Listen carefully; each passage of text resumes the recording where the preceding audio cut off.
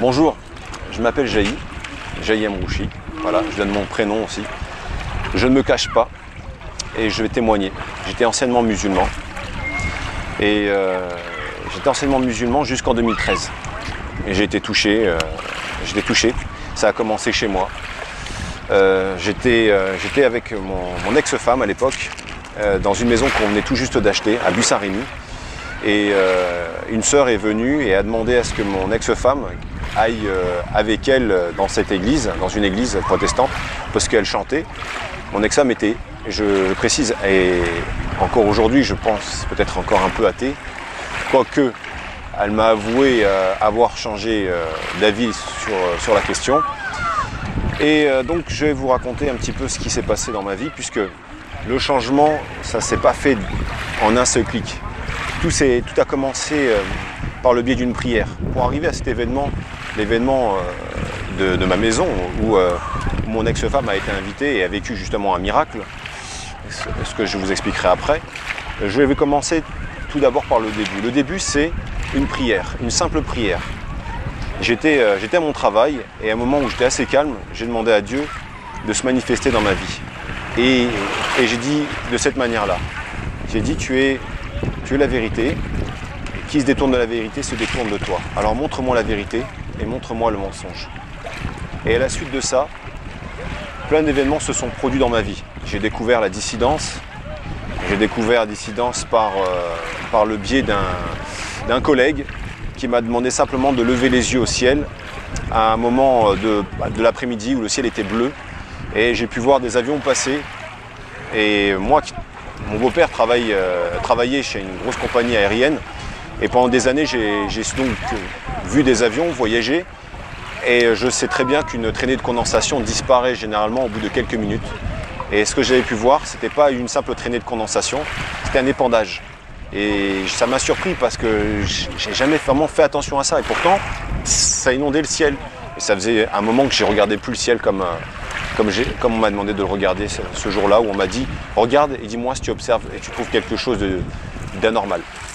De là, en fait, ça m'a conduit à plein d'événements, plein de choses dans ma vie. J'ai commencé à découvrir, en fait, sur certains réseaux sociaux, la vérité, sur ces épandages, qu'est-ce que c'était. Et je suis tombé sur des rapports dans un laboratoire qui s'appelle Analytica, qui expliquait en fait la composition en fait, de ces composants. J'ai découvert aussi que ce qui se passait dans le ciel, ça s'appelait aussi de la géo-ingénierie, etc.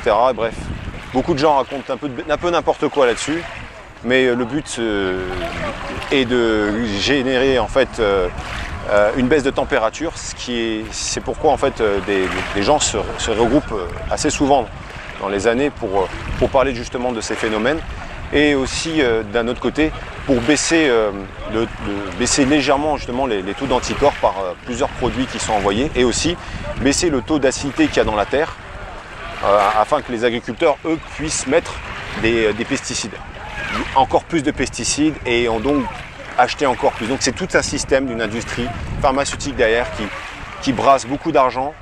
Je résume de cette manière-là. Et des grands groupes, des lobbies qui travaillent aussi à polluer donc la terre. Donc pour faire en fait immerger des groupes comme Monsanto et d'autres qui vont mettre justement des produits et des graines qui vont, elles, pousser là où ça ne poussait pas normalement. Donc en fait ça, c'était juste un petit bref résumé de ce que j'ai pu découvrir. Puisqu'à la suite de ça, je suis allé beaucoup plus loin.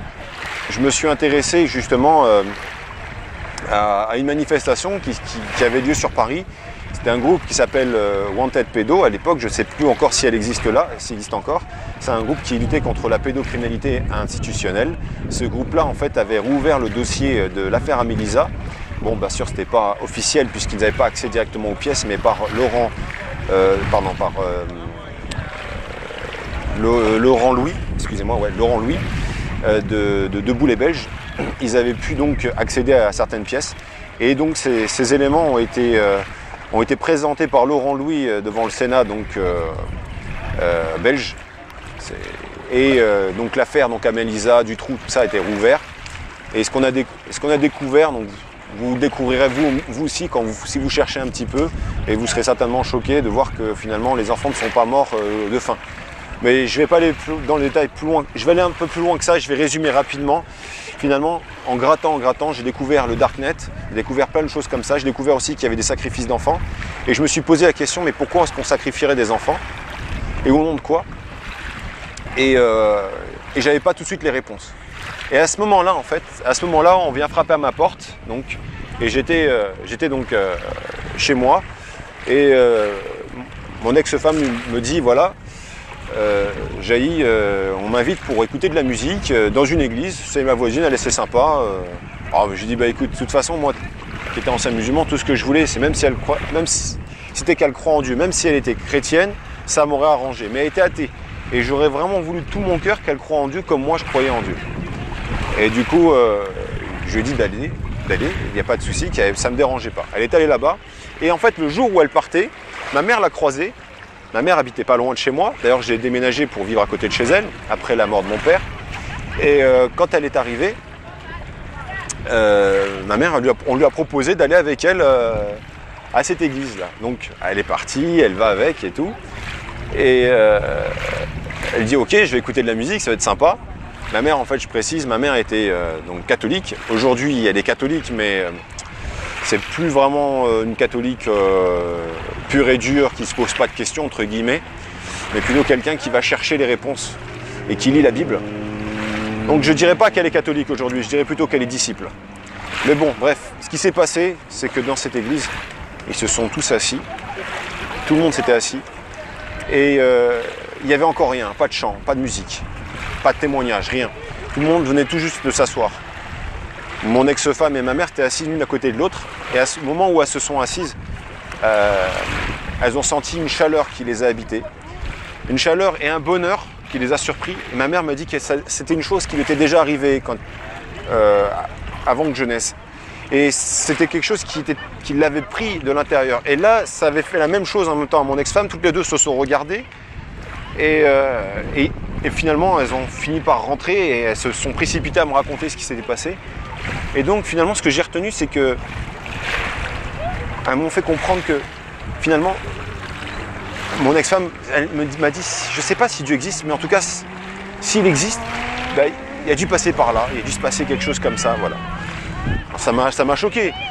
Moi, j'étais musulman, je vais pas entrer dans une église, qu'est-ce que je vais faire là-dedans, en plus des statues, etc. Puis finalement, je vais dans une église protestante, je ne connaissais pas, je ne savais pas comment fonctionnait le protestantisme, je me suis dit c'était plutôt des sectes, j'avais des idées assez reçues, sur tout ça, bon, bref, par ma culture donc, musulmane. Et donc je continue à donc aller dans ce sens-là. Je vais aller voir parce que j'ai pas envie qu'elle retourne là-bas et qu'elle vive des trucs bizarres et finalement, ça se trouve, c'est une secte. Donc je lui ai dit, on ne va plus là-bas et je vais aller voir. Je suis allé, j'ai rien vu de tout ça. J'ai rien vu de tout ça, j'ai juste vu j'ai serré des mains, des gens qui me disaient bonjour, je me suis assis. J'ai écouté un pasteur qui prêchait, je me suis posé, j'ai écouté. Bon, le message m'a un peu touché, mais je ne pourrais pas vous dire de quoi il parlait exactement, puisque je ne m'en souvenais pas. Ce qui m'a le plus choqué, c'était quand ils se sont mis à chanter et qu'ils ont dit « Jésus, fils de Dieu ». Là, ça m'a choqué. Je me suis retrouvé donc à sortir du bâtiment.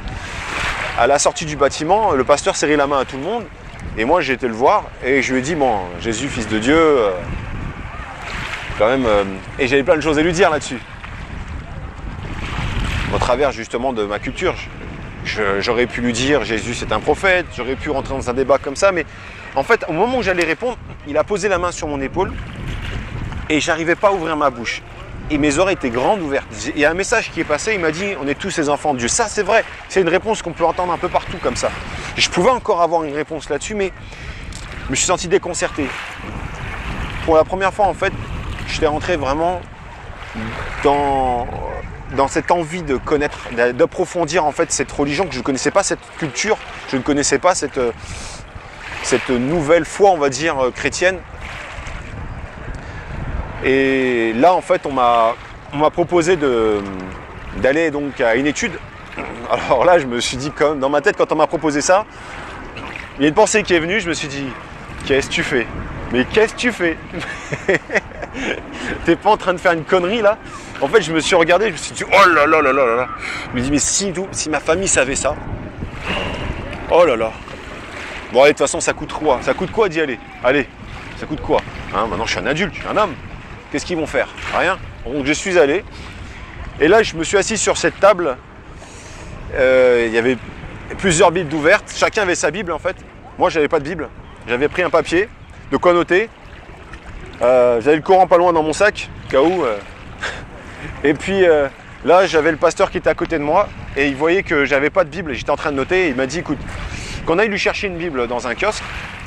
Je dis, ok, c'est gentil, mais ok, merci. Et au moment où on partait pour aller chercher la Bible, là, en ce moment-là, on m'a dit, c'est la Bible qu'on va te ramener, cette Bible-là, ben, elle sera pour toi. Le pasteur me disait ça. Et il ne restait plus qu'une Bible dans ce kiosque-là. Bizarrement, aujourd'hui, je me rends compte à quel point, en fait, les églises manquent vraiment de Bible. Et c'est ce que je dis. J'encourage donc les frères qui visitent les églises protestantes, même les églises catholiques, de remplir vos églises de Bible. Et la première chose qui doit toucher un chrétien, c'est la parole. Ou même un homme, ça va être la parole de Dieu. Et la parole, elle doit être à l'entrée de vos bâtiments. Elle doit être à l'entrée de vos portes. Elle doit être gravée dans vos cœurs et à graver sur vos portes. Donc, je vous invite, si vous avez vraiment la foi, l'envie qu'on connaisse le Seigneur, de poser quelques Bibles. Ça coûte pas cher. Il y a des éditions secondes qui coûtent 1,90 €. Vous pouvez les trouver partout. Mais posez-les devant. Ne posez pas des petits fascicules avec quelques prières ou quelques chants. Allez plus loin. Il y a des gens qui viennent, des touristes qui viennent dans vos églises musées, qui viennent dans les églises protestantes, qui viennent dans toutes sortes d'églises. Et ils n'osent pas demander. Ils n'osent pas demander. La parole, elle doit être devant, elle doit être gratuite. Vous l'avez reçue gratuitement, donnez-la gratuitement. Voilà, c'était un petit message par rapport à ça. Donc bref, j'ai reçu cette Bible et j'étais assis sur cette table et on m'a dit justement que cette Bible-là, elle me serait offerte une fois qu'elle arriverait. Et là, le pasteur voit la Bible et il dit, il était touché. Et je dis, mais qu'est-ce qu'il y a? Il me dit, il ne savait pas que ça serait cette Bible-là. Et il me dit, c'est la Bible de mon père. Et je dis, ah bon, votre père? Il me dit, oui. Et il dit, mon père, il a fait toute sa vie, il était toute sa vie chrétien, il était pasteur jusqu'à toute sa vie. Et bah, aujourd'hui, c'est toi qui l'as, voilà. Alors je dis, non, je suis désolé, je ne peux pas prendre ça, c'est trop gros pour moi. D'ailleurs, c'est votre livre. Nous, le Coran, c'est un livre saint pour nous. Le Coran même, je le mettais même dans un drap. Je fais en sorte qu'il ne soit pas sali, je me lave les mains avant, je fais mes ablutions avant de le toucher. J'ai dit, ça c'est votre livre saint, vous imaginez, c'est beaucoup pour... Je vous respecte, donc je ne vais pas me permettre de prendre un livre que je vais négliger. Il me dit, non, Cure, fais ce que tu veux, il est pour toi. J'ai dit, mais en plus, il y a une appartenance à votre père. Donc bref, moi en fait, j'étais encore accroché aux objets à ce moment-là. Et du coup, j'ai pris cette Bible, on m'a répondu à quelques questions. Cette journée n'avait pas forcément touché particulièrement. Mais c'est plus tard, en allant à mon travail, j'ai pris la Bible et j'avais le Coran avec moi aussi. Et je me suis dit, mais tiens, qu'est-ce que je vais faire de cette Bible? Et je l'ai auscultée comme un singe regarde un bout de bois ou un animal mort par terre. Il essaye de toucher avec son bâton là, pour voir comment il fonctionne, ce que c'est, etc. Donc j'ai commencé à regarder qui a été l'auteur, parce que pour moi, en tant que musulman, je me disais que la Bible était falsifiée. Alors falsifiée, forcément, quel était l'auteur, machin, etc. Mais qu'il fallait regarder tout ça avec du recul. Donc je me suis dit, de toute façon, c'est un livre, autant commencer par le début. Donc je me suis mis à commencer par lire dès le début. Et dès le début, j'ai vu en fait que c'est un livre qui me demandait de pas de croire. Quand on lit le Coran, on commence par la Fatiha, on demande tout de suite de croire. Voilà, de croire qu'il n'y a qu'un seul Dieu, qu'on reconnaît Mahomet, bref, en tout cas, ça commence par ça. On ne nous demande pas explicitement, mais ça commence par ça. Ça commence par une prière, du moins. Moi, je ne commence pas en lisant la Bible par un psaume. Je commence par la Bible, par la Genèse. le commencement, la création, comment Dieu, il a tout créé, tout se révèle. Finalement, je commençais à lire et je me rends compte, au fur et à mesure que je lisais, que beaucoup de choses tenaient debout. Donc, en continuant à lire, je me suis rendu compte que j'étais happé dans ce livre. Plus que d'un roman, je voyais les choses et je vivais les choses comme si j'étais dans un film. Quand je lisais le livre des rois, j'étais dans Star Wars. Oui, c'est marrant, ça peut paraître un sourire, mais quand je voyais Élie, je me disais, waouh, Élie, ce qu'il a fait, c'était le feu qui tombe du ciel, qui embrase. Quand je disais le passage d'Abraham, je voyais qu'Abraham, finalement, je connaissais pas grand-chose sur l'histoire d'Abraham. Et j'ai découvert qui était Isaac, comment il l'a eu, et comment il a eu Ismaël, par sa volonté, la volonté d'homme, celui d'avoir un enfant avec la servante. Ces choses-là, je m'en doutais, je savais qu'il y avait une histoire comme ça, mais nous, on nous disait que c'était Ismaël qui était emmené là-haut pour être donc sacrifié. Et finalement, Abraham avait pris Ismaël. Je me suis dit donc, comment ? Si bien sûr la Bible est falsifiée, si l'Évangile est falsifié, alors la Torah ne devrait pas l'être, puisque finalement les Juifs, ils n'ont pas changé leurs écritures. Je me suis posé des questions là-dessus, je me suis dit, mais comment on peut tourner ça ? Mais au fur et à mesure que je lisais, beaucoup de réponses venaient. En fait, le Seigneur se manifestait à moi, et ça, je ne m'en rendais pas tout de suite compte. Et tout doucement, je me suis rendu compte qu'il fallait que je regarde à nouveau le Coran, mais avec un autre regard. Donc je me suis mis à lire le Coran, et là je me suis rendu compte que finalement c'était un livre qui était décousu, qui tenait pas dans les sens. Alors bien sûr, beaucoup de musulmans qui regardent là, j'ai pas envie de vous vexer ou vous faire mal, je cherche pas du tout à toucher ou à blesser l'homme. Ce que je veux simplement, c'est que vous preniez conscience que, même si vous dites bien que, oui, mais tu sais pas dans quel sens a été révélé le Coran, et tu le lis de la manière auquel il a été révélé, même s'il a été révélé d'une certaine manière, pourquoi est-ce qu'il a été révélé d'une manière à l'envers ? Il devrait être révélé d'une manière à l'endroite. Et pourquoi est-ce qu'il n'y a pas les explications qu'il devrait y avoir ? Pourquoi est-ce qu'on doit aller chercher dans les hadiths que nous-mêmes, en fait, en tant que musulmans, moi quand j'étais musulman, on arrive à dire, bah non, finalement, celui-ci n'est pas véridique, celui-ci est véridique, celui-ci ne l'est pas. On est tous divisés là-dessus. Donc ça veut dire que si même on n'a pas l'explication et qu'on va le chercher dans un hadith, qu'on ne l'a pas vraiment parce qu'on ne reconnaît pas celui-ci comme véritable, bah arrive un moment ça devient confus. Mais quand je continuais à lire, je suis tombé dans Galates 1.8. Et dans Galates 1.8, c'était clair. 600 ans avant que le Coran arrive, ça nous annonce que si même un autre évangile vous est annoncé, même par un ange, que celui-ci soit maudit. Et ça a été répété plusieurs fois. Je vous invite à lire donc Galates 1.8. Alors si vous dites que c'est Paul, que c'est Jean, que c'est un tel, que forcément que ces gens-là ce sont des écritures falsifiées, que finalement c'est pas des gens de Dieu, posez-vous la question, le Coran, il est avant la Bible ? Non. Alors on va dire que la parole de Dieu est falsifiable ? Non non plus. Beaucoup vont dire qu'il faut aller regarder dans Marc 13, un tel, etc. Que Dieu, aussi revenir dans l'Ancien Testament pour dire que finalement, Dieu n'est pas homme pour mentir, ni pour se repentir. Mais non, en effet. Vous voyez bien que Jésus a ressuscité. Quel homme peut ressusciter ? De sa propre volonté, il donne sa vie. Et de sa propre volonté, il la donne et il la reprend. Il fait ce qu'il veut. C'est pas juste un saint. C'est pas juste un prophète. Et si même dans le Coran, on parle de l'Injil, l'Injil, ça signifie quelque chose. Évangile, ça veut dire bonne nouvelle. Donc mes frères, vous, frères, je vous dis frères parce que nous sommes frères aussi d'Adam et Ève.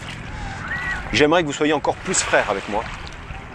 Nous soyons frères en Christ. Et je vous invite vraiment à bien vous poser des questions et à avoir un regard éclairé, un regard extérieur. Prenez le Coran comme si vous n'étiez jamais été musulman de votre vie. Comme si en fait dans votre famille, vous auriez eu ni votre oncle, ni votre tante, ni votre cousin, ni votre mère, ni personne qui était touché par ça. Et en fait, finalement, vous tombez devant deux livres, la Bible et le Coran. Et là, posez-vous des questions. Et les questions que vous vous posez, écoutez-vous à l'intérieur. Parce qu'à l'intérieur, Dieu il a posé dans notre corps un cœur. Même si c'est un cœur de pierre, Dieu nous propose de nous rendre ce cœur de pierre en cœur de chair. Écoutez-le. Si vous voyez qu'on parle de meurtre, si on parle de vengeance, si on parle d'œil pour œil, il y a un problème. Dans l'Ancien Testament, on parle de ça. Mais Jésus, quand il est arrivé, il nous a annoncé qu'il fallait tendre l'autre joue. Maintenant, vous allez me dire certainement, vous allez vous poser la question, vous dire, oui, mais vous savez, nous, on n'aurait pas pu être encore, l'islam n'aurait pas pu arriver là si on n'avait pas pu chasser les 360 divinités qu'il y avait dans la Mecque. L'islam n'aurait pas pu être là si justement il n'y avait pas le prophète qui était là, le prophète Mahomet, s'il n'y avait pas eu les compagnons, s'ils avaient été tués, comment on aurait pu le connaître? Eh bien, c'est simple. Les apôtres, les compagnons de Jésus, les apôtres, les 12. Lisez, cherchez comment ils sont morts. Ils ont été tués. Un seul a été épargné et il est mort quelques années après être sorti de l'île de Patmos, c'est Jean, qui a écrit l'Apocalypse de Jean. Mais même lui, il n'a pas été épargné, ni par les coups, ni par les insultes. Il a été jeté dans de l'huile bouillante ou dans de l'eau bouillante. Il en est ressorti miraculeusement intact. Il a vécu des miracles. Il a guéri des gens. Et autour d'eux, c'était des miracles. 12 apôtres qui souffrent et qui vont jusqu'à donner leur vie sans en prendre une seule. Vous me direz peut-être que Paul, oui, Paul, Saul qu'on dit aussi, ça fait appeler Paul. Paul, oui, il avait, à une période de sa vie, il a persécuté les chrétiens. En effet, peut-être certainement le sang a coulé.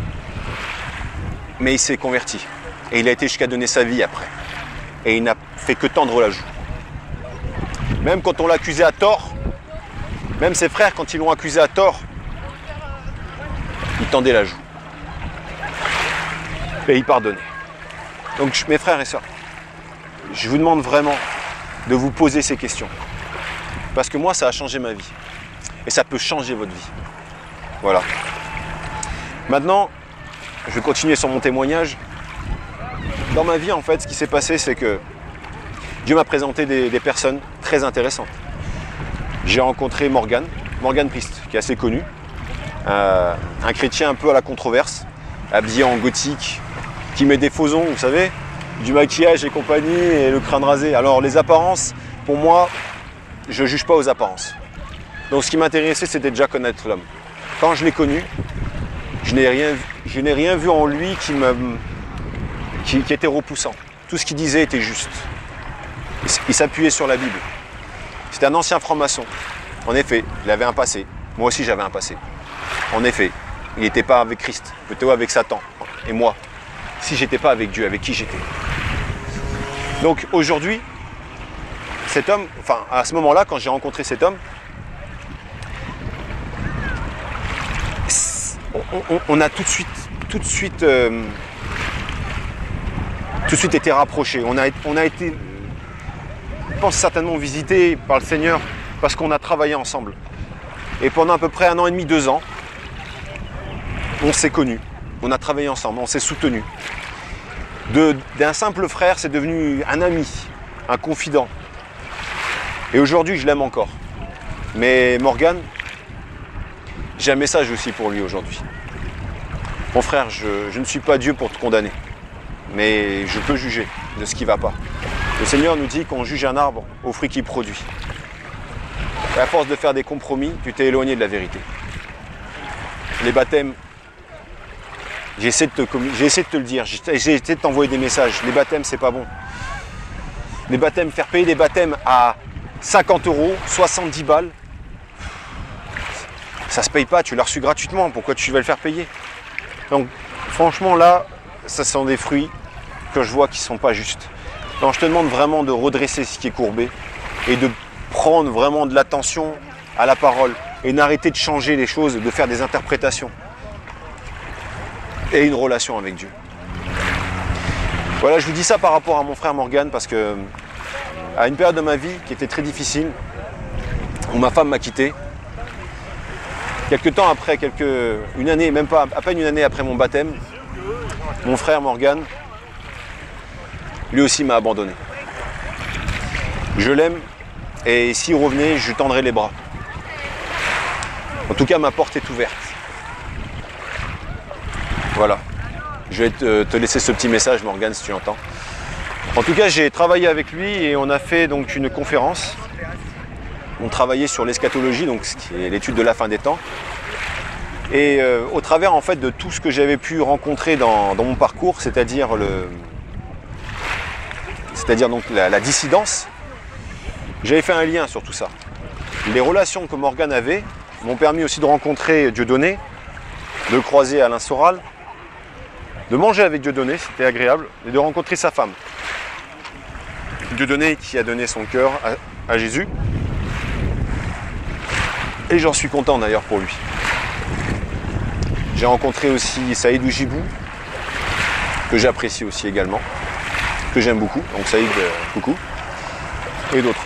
Et donc en fait le Seigneur, quand j'ai fait cette première prière, il m'a révélé la vérité au travers de la dissidence, il m'a présenté des frères comme Morgane, il m'a présenté des frères comme Saïd Oujibou, il m'a présenté des frères d'autres, etc. Et donc tout ça en fait, ça m'a permis en fait d'avoir les yeux encore plus ouverts, voilà, et de connaître le Seigneur.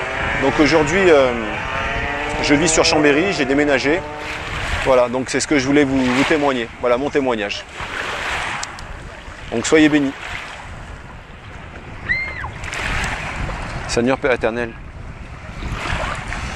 je te demande d'entendre cette prière, que les autres frères et sœurs s'y entendent, que ton nom, Seigneur, vienne, Seigneur, qui résonne, Seigneur, comme un cri, Seigneur. On attend ta venue, Seigneur, sur le mont des Oliviers. On l'entend aussi dans nos cœurs, Seigneur. Viens, Seigneur, manifeste-toi, Seigneur, dans nos vies. Touche les âmes, Seigneur. Touche-nous, Seigneur. Touche les hommes qui persécutent les innocents. Touche les innocents, Seigneur. Touche-nous, Seigneur. Touche-nous tous, Seigneur. Ramène tes brebis, Seigneur. Celles qui se sont égarées, ramène-les, Seigneur. Et celles qui n'ont pas encore entendu ta voix, Seigneur, fais-la entendre, Seigneur. Moi, tu m'as touché de là où j'étais, Seigneur. Eux aussi, tu peux les toucher. Touche-les, Seigneur. Bénis-les, Seigneur.